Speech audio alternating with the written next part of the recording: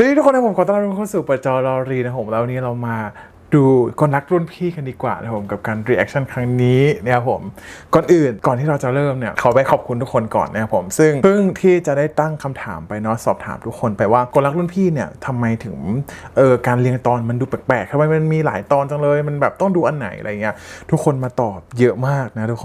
คนบอกว่า EP 1-3เนี่ยดู Director Cut นะเพราะว่าเป็นเวอร์ชันที่ตัดต่อให้ดีขึ้นนะครับผมแล้วก็ตัวธรรมดาก็ข้ามไปได้เลยส่วน EP อื่นดูปกติมีแค่เวอร์ชันเดียวที่ตัดมาสมบูรณ์แล้วนะหลายๆคนก็บอกเลยดู Director Cut นะครับผมเพราะว่าธรรมดาโดนตัดฉากออกจนงงค่ะDirector Cut ค่ะเพราะเรียบเรียงตามผู้กำกับต้องการอันธรรมดาโดนตัดทุกคนก็จะบอกเหมือนกันนะว่าให้ดู Director Cut นะผมขอบคุณทุกคนมากๆนะผมที่มาแนะนำกันเนาะเราจะได้รีแอคชั่นแล้วก็ดูกลรักรุ่นพี่ได้อย่างสนุกสนานนะผมอันนี้ขอบคุณทุกคนก่อนนะผมที่มาคอมเมนต์กันถ้าอย่างนั้นเดี๋ยวเราไปดู EP ที่1กันดีกว่าทุกคนว่าเป็นยังไงนะผมแล้วก็เดี๋ยวเรามารีแคปกันตอนท้ายเนาะจริงๆแบบตั้งแต่อ่านเรื่องย่อมานะเมื่อกี้แอบอ่านเรื่องย่อไปเป็นแล้วแบบเรื่องนี้ก็จะมีความแบบวุ่นวายอยู่นะอะไรเงี้ยคือมันแบบเนื้อเรื่องมันทุกคนเคยจะเจอมีมันนั้นปะที่แบบบักอันนั้นชอบอันนี้บักอันนี้ค่ะอีอันนั้นอะไรเงี้ยมันคือฟีลแบบประมาณนั้นเลยพออ่านแบบเรื่องย่อยังไงก็เดี๋ยวเราไปดูนะผม EP ที่1กันนะว่าเป็นยังไงนะผมพี่บาครับผมรักพี่ครับโอ้อย่าเลยมึงเสียเวลาเปล่า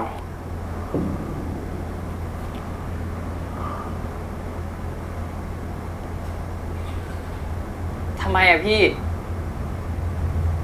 ไอ้กันชอบพี่ผมก็ชอบพี่เหมือนกันอะแล้วมันต่างกันยังไงอะครับ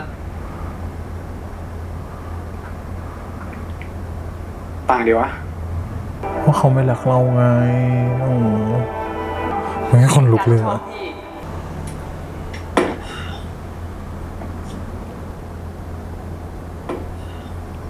พี่บาเป็นห่วงผมอะครับเชี่ยมึงยังไม่หายเมาอีกเหรอวะมันเป็น POV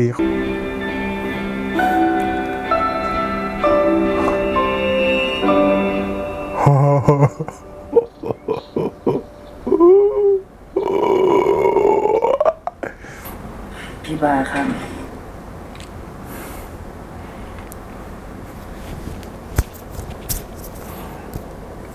มันไม่ใช่ที่บ้านหรือเปล่า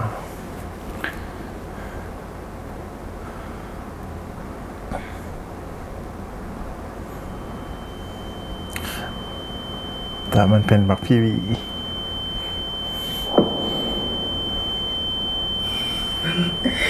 เหี้ยไง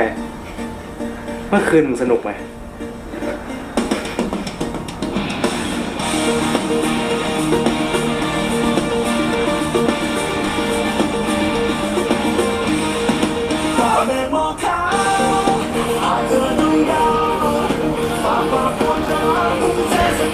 โอ้คือบอกก่อนว่าไซต์สตอรี่ คือเมื่อกี้ก่อนที่จะมาเปิดรีแอคคือเพิ่งนั่งดูเมมเต็มมาดูประมาณ2ตอนตอนไปโคเปนเฮเกนกับไปลาวไปลาวคือเมมเต็ม EP แรกของซีซั่น2เลยปะมีความสุขเลยวันนี้คือดูแต่ยินวอลแต่เช้าเลยตื่นเช้ามาก็ปัดดูยินวอล แฮปปี้ว่ะนั่งดูจนตอนนี้รู้จักน้องแซมเมอร์กับซูลูแล้ว ว่าดูทั้งวันเลยดูทั้งเช้าเลยเมื่อเช้ามาดูเรื่องนี้ต่อ1 วันก่อนหน้านี้งั้นเดี๋ยวผมช่วยหานะครับไม่เป็นไรหรอกมีคนลิสต์ไหมพี่เล่า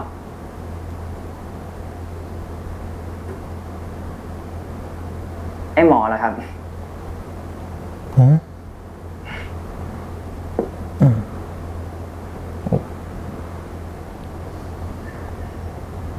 พี่บาครับผมรักพี่ครับ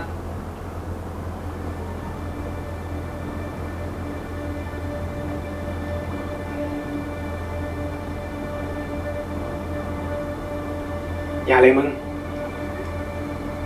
เสียเวลาเปล่ามึงเสียขี้อะไรวะ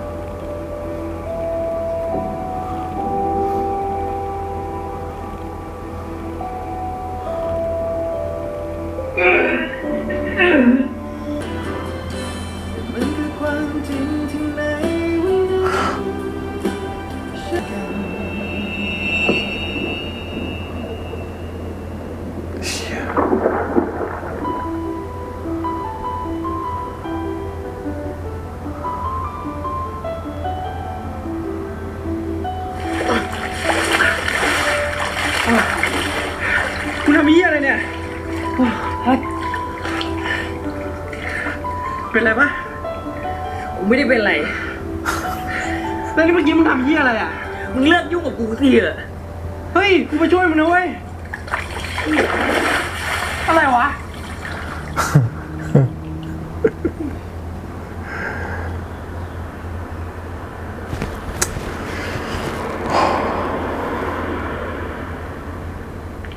เอ้าแล้วไอ้เหลือ ไม่รู้อ่ะ แต่มันก็มามั้ง เดี๋ยวกูไปซื้อน้ำแป๊บ มึงเอาอะไรกันปะ กูว่าแม่เอาเลย โอเคเดี๋ยวกูมา ทำไมเมื่อวานมึงเทวะ น้องมันนั่งแดกเหล้าคนเดียวอ่ะ เมาเละเลยนะเว้ย เป็นเพราะมึงใช่ปะ ไม่ได้ ไม่ต้อง ทำให้กูไม่ได้หรอกเพราะว่าคนเดียวที่กูชอบอ่ะคือไอ้กัน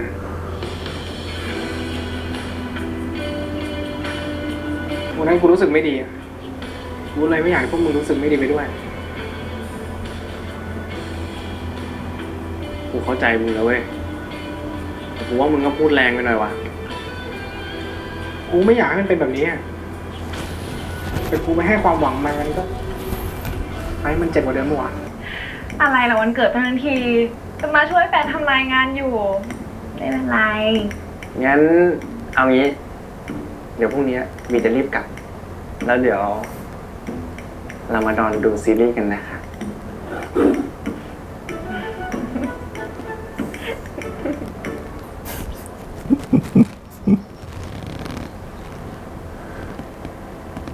อ๋อ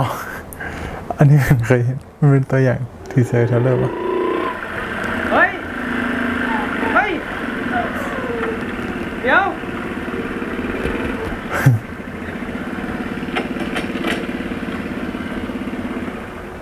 มึงทำบ้าอะไรเนี่ยมึงแค่โดนมันปฏิเสธนะเว้ย มึงต้องคิดสั้นเลยเหรอ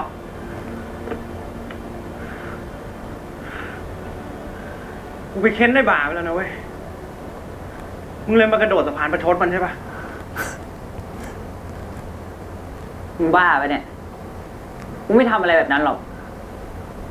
แล้วอีกอย่างนะ มึงแหกตาดูดิ มันโดดได้ที่ไหนเอาหัวลงยังไม่ตายเลย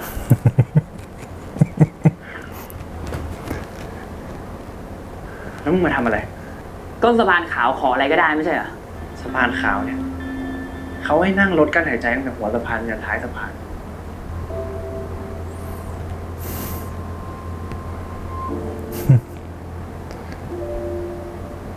มึงฝันไหมกูไม่ช่วยมึง แล้วไงวะ กูเดินเองก็ได้ กั้นหายใจแค่เนี้ย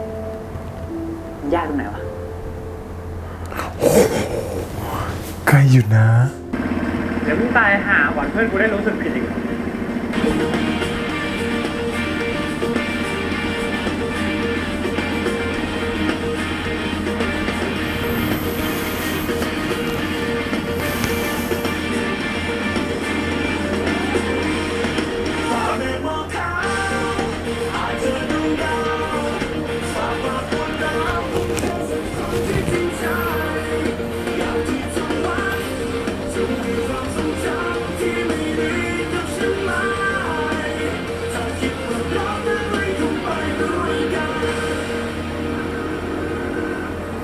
จริงเหรอมีคนกั้นหายใจได้จริงๆปะ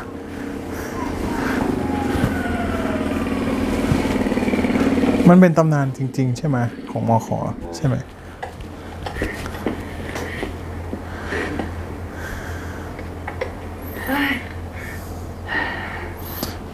นางกั้นหายใจด้วยเหรอ มึงกั้นหายใจทำไม มึงขออะไรอะ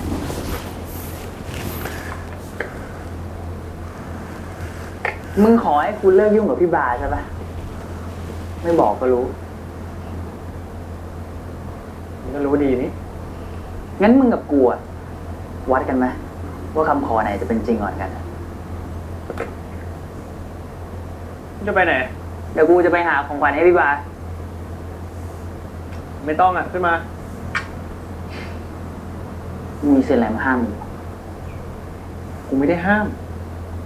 กูก็จะไปซื้อของขวัญเหมือนกันกูว่ามึงเอาเงินไปซื้อร้านอื่นเถอะป่านนี้มึงได้นานแล้ว กู นะ จะเอาตัวนี้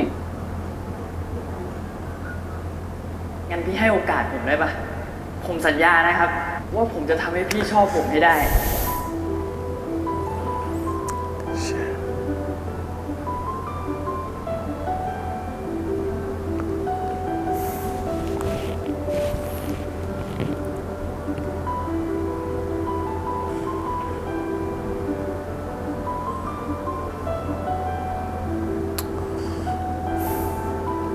เฮ้ยเดี๋ยวมึงพอเลยไหนกูเล่นเองวันนี้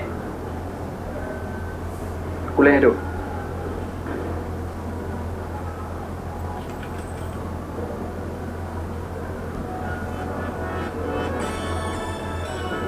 กลมๆแบบนี้นะเว้ยไม่ต้องคิดที่คอ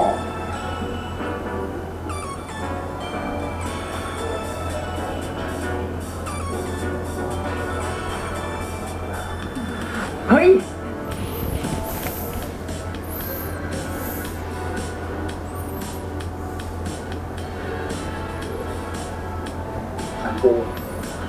กูให้มึงฟรีๆก็ได้นะ แต่ต้องแลกกับ ต่อจากนี้อ่ะมึงต้องเรียกกูว่าพี่ และแทนตัวเองว่าน้อง เหมือนรุ่นน้องคนอื่นไง มึงฝันไปเถอะ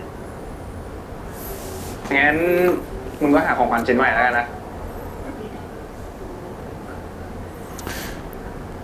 พี่วี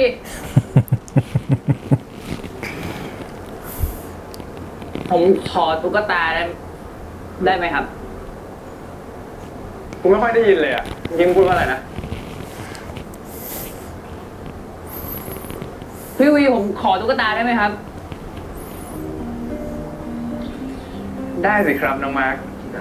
ถ้าวันนี้นะคะน้องกันได้เป็นเดือนมหาลัยสิ่งที่น้องกันอยากจะทำเป็นอย่างแรกคืออะไรเหรอคะ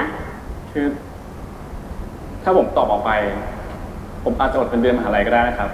อ้าวทำไมล่ะคะ อีดอกมันโอ้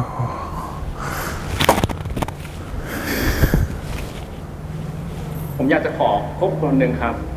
ว้าวใครจะเป็นผู้โชคดีกันนะคะ ที่น้องกันอยากจะขอคบกับคนคนนั้น ถ้าอย่างนั้นเนี่ยพี่ก็ขออวยพรให้น้องกันนะคะสมหวังกับรักในครั้งนี้ด้วย โอ้ยดอก เอาไงอะน้องขอมาขนาดนี้แล้วอะแล้วทางนี้ล่ะ เอาไง อะไร น้องยังไม่ได้เป็นเดือนเลย ทำเป็นเขินเนี่ยอย่าบอกนะว่ารอน้องไม่ขออยู่อ่ะเอ้ยเขินใหญ่เลย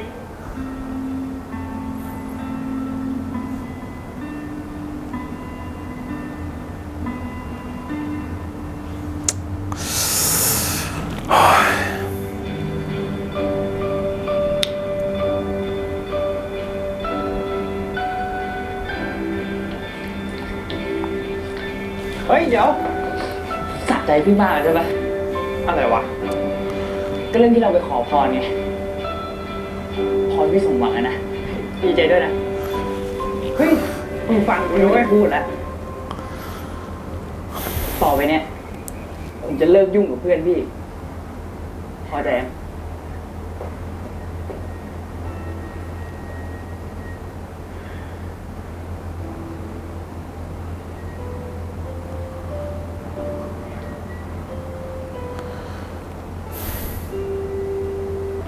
มาร์คไอ้มาร์คไอ้มาร์คไอ้มาร์คไอ้มาร์คเฮ้ย นี่รองเท้ามันปะเนี่ย น่าใช่นะพี่ เชี่ยไอ้มาร์คมาร์คเชี่ยมาร์ค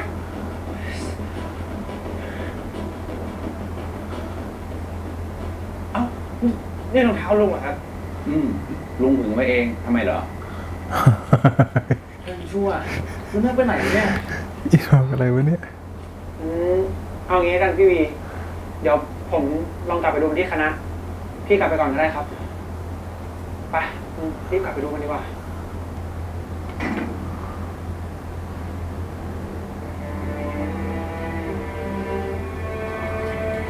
มึงทำไอ้เหี้ยอะไรของมึงเนี่ย เป็นเฮียอะไรเนี่ย กลับไป พี่ไม่ได้จะคุยกับมัน ไม่ต้อง มึงเป็นเหี้ยอะไรเนี่ยฮะ ไม่รับโทรศัพท์ กลับไป มึงไม่รู้เหรอคนอื่นเขาเป็นห่วงมึงเยอะแยะ เป็นห่วงผมเหรอแล้วพี่เกี่ยวอะไรวะ พี่น่าจะสะใจไม่ใช่เหรอ เห็นผมเป็นอย่างเงี้ยว้ายเดี๋ยวมึงไม่รู้นะวันนี้สะพานอ่ะกูไม่เคยขอให้มึงหักใจบากูขอแค่ให้มึงมีความสุขกับใครสักคนที่เขารักมึงอ่ะ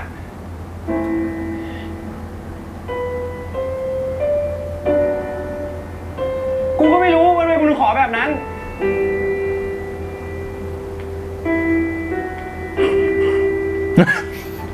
โคตรพระเอกเลยว่ะพี่ โอ้ยเดี๋ยว พูดถึงพี่เนี่ยนะจะอยากเห็นผมมีความสุขอะเที่ยวควายแล้วปะทำไมผมจะไม่รู้ว่าพี่แค่ไม่อยากเห็นผมโดดลงไปเล่นพี่จะรู้สึกผิดพี่ไม่ได้เป็นห่วงผมจริงๆหรอกพี่ก็แค่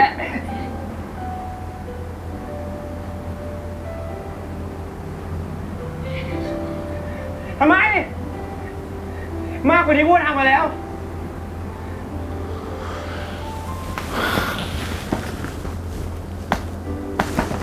ใครจะคิดว่าสัมพันธ์ใครจะคิดว่าร่องรอยที่เธอเคยสวมกอดมันจะเป็นแค่เพียงความฝันคนที่สายตามืดบอด พี่เป็นเฮียอะไรเนี่ย คนที่ช้ำมาตลอดอย่างฉัน แล้วมึงคิดว่ากูยังเกลียดมึงอยู่ปะ หวังว่าเธอคงรักกัน ไม่เกลียดพี่ว่ะ ว่าวันนี้เธอจะเดินจากไปไม่เคยคิดไว้ว่าอะไรที่เธอทำให้กันฉันคิดไปเองว่า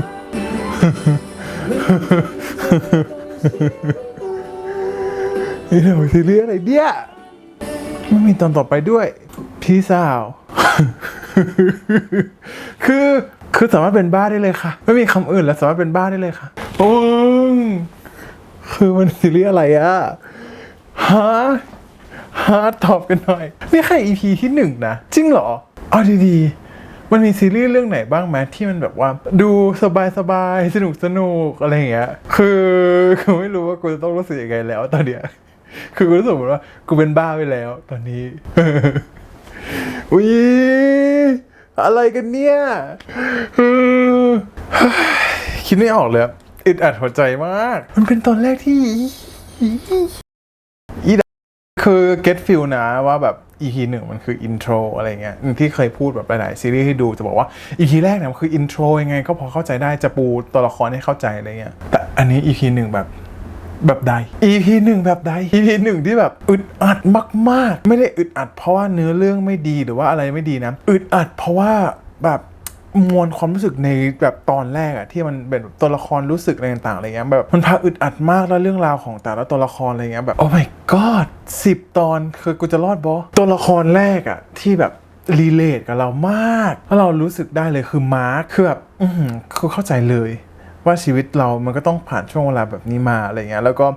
การกระทำแล้วก็คำพูดของมาร์คเราเข้าใจเลยอะว่าแบบทำไมเขาถึงต้องทำอะไรแบบนี้อะไรเงี้ยมันมองได้2แบบเนาะบางครั้งอะการที่เราทำอะไรมันอาจจะดูเสลอแต่มันคือสิ่งที่เราคิดว่ามันเป็นสิ่งที่ดีที่สุดที่เราทำเพื่อใครคนหนึ่งแล้วจริงๆแล้วเราได้บอกความรู้สึกจริงๆของเราออกไปแล้วอะไรเงี้ยตอนแรกอะฉันดูแบบมาร์คหยุดเถอะมันดูเสลอมากเลยอะไรเงี้ยหยุดเถอะอะไรเงี้ยแต่ว่ามันมีคำพูดหนึ่งที่มาร์คพูดว่าแบบเราก็ทำอะไรบ้าๆได้ปะสำหรับคนที่เรารักอะไรเงี้ยมันก็จริงเนาะพอเราย้อนนึกอะไรเงี้ยเราแค่รักใครคนหนึ่งอะที่เขาไม่รักเราเฉยๆอะมาร์คยังไม่พูดถึงพี่วีนะแต่พูดถึงตัวมาร์คก่อนนะแบบไม่รู้จะพูดคือมันเป็นความรู้สึกอึดอัดในหัวใจมันเป็นความรู้สึกที่แบบว่า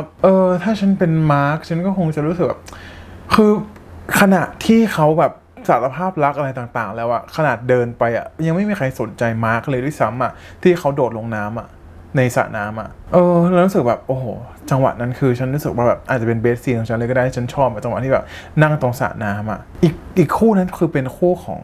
พี่บากับกันปะที่ยืนที่คุยกันตรงสระน้ำอะไรเงี้ยใช่ไหมเขาไม่แย่ใส่แม้แต่จะหันมามองเลยว่ามีใครอยู่ตรงนั้นอะมันคือตัวแทนของการที่แบบว่าคือแกเข้าใจปะการที่ช่วงชีวิตของเราสักครั้งหนึ่งอะมันคงจะต้องมีจังหวะที่แบบว่า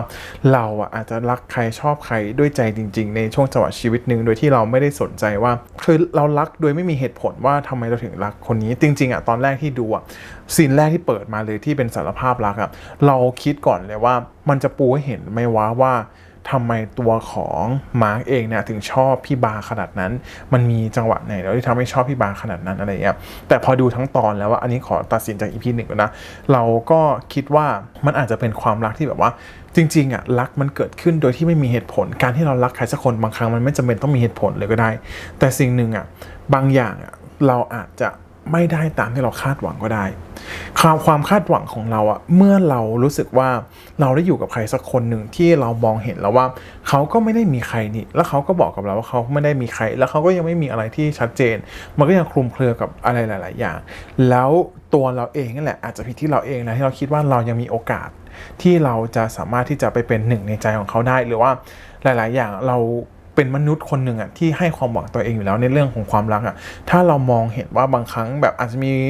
ีโมเมนต์นิดหน่อยที่แบบเล็กๆน้อยๆจริงๆที่มันเกิดขึ้นสำหรับเราแล้วเรารู้สึกดีกับเขาทำให้เรารู้สึกดีกับเขามากขึ้นเรื่อยๆอะไรเงี้ยมันเลยทำให้เรารู้สึกว่าเฮ้ยตัวเราเองเรามีโอกาสที่เราจะสามารถที่จะเข้าถึงเขาได้มากขึ้นและอาจจะมีโอกาสได้ถึงเป็นคนรักของเขาก็ได้ความคาดหวังของมาร์คอะมันค่อนข้างเยอะมากๆในตรงนี้อะไรเงี้ยแล้วมันก็มองเห็นว่าเฮ้ยทุกครั้งอะเขาที่เขาจะพูดเขาจะบอกว่าก็ในเมื่อเขายังไม่ได้เป็นแฟนกันอะฉันก็ยังมีโอกาสสิอะไรเงี้ยมันคือความรักจริงๆแหละแต่มันติดตรงที่ว่าตัวพี่บาเองอย่างเงี้ยเขาไม่ได้รักมาร์คเลยแม้แต่น้อยอ่ะจริงสิ่งที่แบบต่อมาจากสารภาพรักแล้วที่มันเป็นแบบว่าหาหนังสือในห้องสมุดแบบเขาแสดงได้ดีเนาะเขาทำออกมาได้ดีเนาะทำให้เราได้เห็นว่าแบบว่าไม่อ่ะไม่เอาไม่ได้สนใจอะไรเงี้ยแต่ในมุมมองของอย่างตัวมาร์คเองอ่ะเขาไม่ได้แคร์ตรงนั้นอยู่แล้วอะไรเงี้ยไม่ได้สนใจตรงนั้นอยู่แล้วแบบมันความรักมันทำให้เราตาบอดจริงๆเราจะมองเห็นอะไรที่มันเข้าข้างตัวเองมาตลอดอะไรเงี้ยจนสุดท้ายมันต้องมีความจริงอะไรบางอย่างที่กระแทกหน้าให้เราได้เข้าใจแหละมันก็เหมือนกับว่าถ้าเราเดินทางไม่ถูกอ่ะสุดท้ายมันก็ต้องมีอะไรสักอย่างที่มากระแทกให้เราได้เห็นชัดเจนให้เราแบบเบิกตาเราดูว่าจริงๆแล้วมองให้ชัดหน่อยว่าจริงๆตอนนี้มันเป็นยังไงสถานการณ์จริงมันเป็นยังไงลองถอยหลังมาไม่ใช่หลับหูหลับตาหน้ามืดตามัวเดินเข้าไปแล้วก็ไปทำให้ตัวเองเจ็บมากกว่านี้อะไรอย่างเงี้ยมันอาจจะเป็นความรู้สึกแบบนั้นก็ได้การเป็นมาร์กอ่ะมันก็แค่ความรักอะเนาะก็เข้าใจได้แต่มันแค่รักผิดคนนั่นแหละเข้าใจได้อ่ะมันเป็นเรื่องที่แบบก็ไม่เป็นไรมาร์กแต่ว่าถ้าพอผ่านช่วงเวลาไปเราไปนึกถึงมันก็จะตลกว่าแบบครั้งหนึ่งในชีวิตเราเคยทำอะไรแบบนี้ให้กับใครสักคนหนึ่งอะไรเงี้ยมันก็อาจจะเป็นความรู้สึกแบบนั้นนะแต่ก็หนักเอาเรื่องอยู่แบบดูเขาเฮิร์ตแบบเฮิร์ตก็เฮิร์ตหนักอะไรเงี้ยมาร์กเป็นสายแบบไหนวะคือเขาก็ลุยเต็มที่อ่ะเพราะว่าเขาก็อยากได้โอกาสเขาก็อยากรักคนนั้นจริงๆเขาก็กล้าลุยเนาะแต่เขาเฮิร์ตแบบเฮิร์ตสุดๆเหมือนกันเอางี้ดีกว่าทุกคนเคยมีช่วงเวลาไหนไหมที่เป็นเหมือนมาร์กช่วงเวลาที่เรารู้สึกว่ากูทำอะไรเสลอจังวะกูแบบดูแบบโอ้โหไม่น่าจะทำอะไรให้กับอะไรคนนี้เลยอะไรเงี้ยคิดว่าหลายคนน่าจะมีโมเมนต์เหมือนกันมั้งที่น่าจะเข้าใจความรู้สึกของมาร์คได้มันเป็นความรู้สึกที่แบบว่าเราอยู่ด้วยความหวังจริงๆในช่วงแรกอะไรเงี้ยช่วงที่แบบว่าเราไม่ได้เห็นอะไรที่มันแบบจริงๆอย่างเช่นตอนสุดท้ายที่เขาขอเป็นแฟนกันอะไรเงี้ยอย่างตัวพี่บากับกันที่ขอเป็นแฟนกันจริงๆอันนั้นคือมัน officially แล้วว่าเขาเป็นแฟนกันเราไม่มีสิทธิ์อีกแล้วอะไรเงี้ยแต่ก่อนหน้านั้นอ่ะมันก็คงเป็นความมืดบอดจริงๆที่เราพูดไปว่าแบบไม่ว่าจะเกิดอะไรขึ้นก็ตามอ่ะถ้าฉันเป็นมาร์กอ่ะฉันก็คงจะรู้สึกว่าเรารักเขาจริงๆอ่ะมันก็ยังแบบมีโอกาสให้กับเราความหวังมันคือความหวังจริงแหละถ้าพูดตรงๆอะไรเงี้ยต้องทำอะไรต้องแลกกับอะไรก็ตามฉันยอมแลกหมดเพื่อเธอคนเดียวอะไรเงี้ยเราจะเห็นอย่างซีนที่ไปคีบตุ๊กตาคือมันคือการนำเสนอว่ายอมแลกทุกอย่างยอมให้ทุกอย่างกับเธอนะเพื่อที่จะได้ให้เธอมาเป็นของฉันอะไรเงี้ยหรือว่าเพื่อเธอฉันทำให้เธอได้ทุกอย่างจะว่ารักบริสุทธิ์ไหมก็เป็นรักที่อาจจะบริสุทธิ์แหละการที่เรารักใครที่มันถูกคนจริงๆอ่ะมันไม่ต้องพยายามเราจะได้รับรู้ถึงพลังที่มันแบบว่ามาหาเราเต็มที่เหมือนกันกับเขากับเรามันจะจูนพลังหากันได้อะไรเงี้ยเราจะได้เห็นเลยว่านี่คือตัวอย่างของการรักผิดคนนี่คือตัวอย่างของการทุ่มเทให้คนที่ผิดคนมันคือตัวอย่างของการที่บอกว่าเมื่อไหร่ก็ตามอ่ะที่คุณพยายามที่จะสวนกระแสของสิ่งที่มันไม่ใช่ของเราผลตอบแทนที่คุณจะได้มาก็คือความเจ็บปวดหรือว่าความเหนื่อยล้าที่คุณจะได้มามันไม่ใช่ความรักหรอกสมการนี้มันไม่ได้ผิดที่ใครหรอกไม่รู้สิว่าคือเราก็ไม่รู้ว่าตัวพี่บาตอนก่อนหน้านั้นเขาให้ความหวังมากแค่ไหนหรือว่าตัวของมาคิดไปเองไม่ชัวร์ว่าจะเป็นยังไงแต่พอทีนี้เนี่ยพอมีตัวอีกคนเข้ามาก็คือพี่วีเนี่ยพี่วีเท่าที่อ่านเรื่องย่อมันพอเข้าใจได้ว่าพอได้มีผ่านวันคืนนั้นมาเนาะมันก็คงจะมีความรู้สึกบางอย่างที่เกิดขึ้นในใจแล้วก็มองไอ้เจ้ามาร์คเนี่ยเปลี่ยนไปในบางมุมอะไรเงี้ยแล้วก็เข้าใจว่าบางครั้งอ่ะการที่เรา มันเป็น hate love relationship ปะที่เป็นฟิลประมาณว่าก็เกลียดกันมาแหละตั้งแต่แรกอะไรเงี้ยแต่พอได้เข้าใจกันได้เห็นกันในบางมุมที่ได้มาใกล้ชิดกันมากขึ้นมันก็เลยเกิดการเป็นความรักขึ้นมาหรือว่าบางอย่างในใจที่อธิบายไม่ได้แต่แค่รู้สึกว่าก็ไม่ได้เกลียดเท่ากับเมื่อก่อนแล้วหรือเมื่อก่อนเนี่ยอาจจะไม่ได้เกลียดน้องคนนี้ขนาดนั้นนะแต่แค่รู้สึกว่าอยากให้ไอ้เจ้ามาร์กเนี่ยมันทำตามที่เราบอกสักทีคือบอกว่าเลิกยุ่งกับบาร์ได้ไหมแค่อยากให้มาร์กอะได้เข้าใจคำนี้หรือว่าเลิกยุ่งกับบาร์ทันทีจริงๆอะไม่ได้เกลียดน้องขนาดนั้นหรอกแต่แค่รู้สึกว่าน้องมันเซ้าซีเกินไปเฉยๆก็เลยรู้สึกรำคาญเฉยๆอะไรเงี้ยน่าจะเป็นความรู้สึกแบบนั้นแต่พอได้มาใกล้ชิดสนิทสนมกันมากขึ้นอะไรเงี้ยก็ได้เห็นอีกมุมนึงว่าจริงๆน้องมันก็มีบางมุมที่เรารู้สึกว่าแบบมันบอกไม่ได้เลยนะแต่ว่ามันอาจจะเห็นความทุ่มเทความพยายามของน้องในการทุ่มเทกับความรักหรือว่าการสู้เพื่อใครสักคนอะไรเงี้ยมันอาจจะแค่รู้สึกว่าแบบโหมึงแบบสู้มาขนาดนี้มึงทำเพื่อใครคนอื่นได้ขนาดนี้กูก็คงอยากให้มึงเจอความรักที่ดีอะไรเงี้ยตัวเจ้าบีเองมันอาจจะมีบางมุมที่มันเป็นคนที่ดีอยู่อะไรเงี้ยเป็นคนที่แคร์ความรู้สึกคนอื่นอยู่บ้างอะไรเงี้ยที่มันมีอยู่ก็เลยได้เห็นน้องในมุมนึงแล้วก็รู้สึกว่าแบบกูก็อยากให้มึงได้เจอความรักที่ดีมากกว่านี้เราชอบนะถ้าเราเป็นคนที่เห็นมาร์กอะตั้งแต่ต้นอะเหมือนวีอะเราก็คงจะเป็นคนหนึ่งที่พูดคำพูดเดียวกับวีอะว่าแบบโหมาร์กกูแค่อยากให้มึงอะเป็นคนหนึ่งที่ได้เจอความรักที่ดีว่ะเพราะว่ากูเชื่อเลยว่าถ้ามึงเจอคนที่ดีมึงเจอความรักที่ดีเนี่ยหรือว่ามึงได้ใครสักคนที่รักมึงจริงๆอ่ะมึงดูแลเขาได้ดีแน่นอนอ่ะแล้วมึงจะเป็นคนคนหนึ่งที่ใส่ใจความรักแล้วก็เขาจะกลายเป็นคนที่โชคดีมากเลยที่มีมึงมาในชีวิตแบบนั้นเลยอ่ะมันจะเป็นแบบนั้นเลยจริงๆอ่ะถ้าเราได้เห็นใน EP นี้อะไรเงี้ยเราก็เลยรู้สึกว่าอย่างตัวพี่วีเองอ่ะก็คงจะมีมุมนั้นให้มาร์กอยู่เหมือนกันแต่มันก็เป็น hate love relationship แหละที่บอกเนาะว่าแบบมันก็ไม่ได้หวานใส่กันแต่ว่าอย่างตัวของ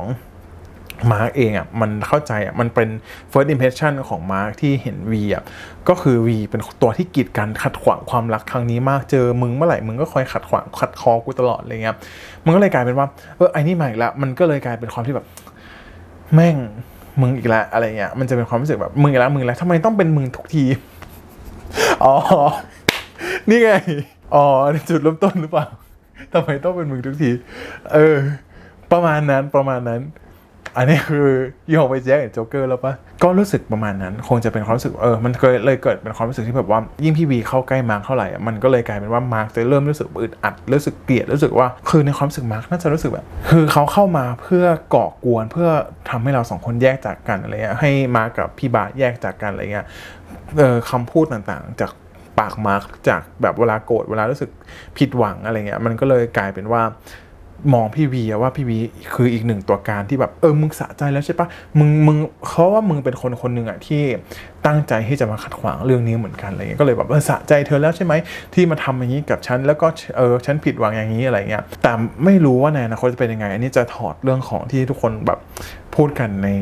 โซเชียลมีเดียออกไปก่อนนะว่าแบบอีพี่วีจะเป็นนิสัยยังไงในอนาคตอะไรเงี้ยแต่ว่าวิเคราะห์ไปทีละตอนเนาะแต่อึดอัดสงสารมาร์ครู้สึกแบบบางอย่างมันก็อาจจะเจ็บปวดเนาะอย่างเช่นตอนใกล้จบที่เขาไปแบบจูบคนอื่นเลยเรามองว่ามันคือการรู้สึกว่าตอกย้ำตัวเองอะว่าแบบการที่เราผิดหวังจากอะไรสักอย่างเนี่ยเราอาจจะต้องการอะไรที่มันเป็นความรักที่มันเป็นแบบ fast track หรือว่าเขาเรียกว่าอะไรความรวดเร็วของความรักหรือว่าความเอนโดรฟินที่มันเป็นเอนโดรฟินที่เร็วๆแต่ว่าไม่ได้แบบว่ามีคุณภาพอะมาเพื่อตอบสนองให้เรารู้สึกว่าตอบแทนหรือว่าใส่แทนตัวความรู้สึกเจ็บปวดอะไรเงี้ยทำให้เรารู้สึกแบบมันคือแอคชั่นของคนเจ็บปวดจริงๆที่แบบอาจจะอยากจะต้องพูดว่าไงวะคือบางครั้งถ้าสมมติว่าเราเจ็บปวดเราอกหักจากความรักบางอย่างอะไรเงี้ยการต้องการอะไรที่มันเป็นแบบสิ่งที่เราคิดว่ามันจะช่วยบรรเทาความเจ็บปวดของเราได้อะไรเงี้ยมันอาจจะเป็นอารมณ์ชั่ววูบที่มาคิดว่ามันจะช่วยได้ก็ได้คิดว่านะนั่นแหละอาจจะต้องรอดู EP ต่อไปว่าเป็นยังไงเนาะทุกคนคิดว่ายังไงบ้างใน EP แรก EP แรกอะมันเข้มแบบเข้มจ้าเข้มสุดๆเหม่อเลยอะมันแค่รู้สึกว่ามันเหม่อเลยมันไม่รู้จะยังไงต่อดีอะไรเงี้ยในเรื่องนี้ก็โอเคนะก็ถือว่ามาตามพล็อตเรื่องหรือว่าเรื่องย่อที่อ่านมาอะไรเงี้ยก็พอเข้าใจได้ในเรื่องนี้ถือว่าเป็น EP แรกทำออกมาได้ดีแล้วก็เราได้เห็นมุมมองชัดเจนนะว่าตัวละครเป็นยังไงแต่ละตัวละครอะไรเงี้ยแล้วก็ความสัมพันธ์อะวุ่นวายอยู่เหมือนกันถึงตัวพี่วีเองอะไรเงี้ย เราก็เข้าใจได้นะอย่างตัวไอ้เจ้าวีมันแบบคือพอวีมาทำอย่างนี้กับเราอะเราก็แค่รู้สึกว่าแบบเราก็รู้อยู่แล้วอะมึงมีแฟนแล้วด้วยซ้ำอะแฟนมึงเป็นผู้หญิงด้วยซ้ำอะไรเงี้ยแล้วมึงมาทำอย่างนี้กับกูเราก็รู้สึกยิ่งรู้สึกไม่โอเคนะถ้าฉันเป็นมาร์คฉันก็จะรู้สึกแบบนั้นแหละในตอนสุดท้ายที่ซีนที่พูดแบบมึงทำอะไรของมึงอะอะไรเงี้ยแล้วทำไมมึงต้องมายุ่งวุ่นวายเซาซีกับกูด้วยวะอะไรเงี้ยก็ลองดูต่อไปเนาะมันจะเป็นยังไงต่อไปแล้วก็มาร์คจะชอบพี่วีได้ยังไงอะไรเงี้ยหรือว่าพี่วีจะมีความรู้สึกพ่วงกับมาร์คมาตั้งแต่ยังไงมันเกิดขึ้นได้ยังไงอะไรเงี้ยก็รอดูต่อไปใน EP 2 ก็แล้วกันทุกคนก็คอมเมนต์กันได้นะว่าเฮ้ยตรงไหนที่ผมเข้าใจผิดหรือเปล่าหรือว่ามีตรงไหนที่อยากเพิ่มเติมหรือว่าซีนไหนที่ทุกคนดูแล้วเป็นเบสซีนของทุกคนนะผมก็มาเริ่มดูด้วยกันในกฎหลักรุ่นพี่เนาะก็ถือว่าไม่ได้เพราะว่าไม่ชอบนะแต่เพราะว่าแบบ EP 2มันจะเจอกับอะไรอีกวะอะไรเงี้ยมันเป็นความรู้สึกที่แบบEP แรกก็เสิร์ฟไปอย่างนี้เลยเหรอครับพี่อะไรเงี้ยเป็นประมาณนั้นมากกว่าก็เอาไว้เจอกัน EP หน้าก็ได้ครับผมก็ยังไงฝากกดไลค์กดแชร์กดคอมเมนต์กันด้วยนะผมแล้วก็อย่าลืมคอมเมนต์พูดคุยกันนะครับผมใน EP นี้ก็สุดๆไปแล้วเนาะยังไงไว้เจอกันใหม่นะผมขอลาไปก่อนใน EP นี้สวัสดีแล้วเจอกันใหม่ในกฎหลักรุ่นพี่ EP 2นะผมขอลาก่อนสวัสดีครับบ๊ายบาย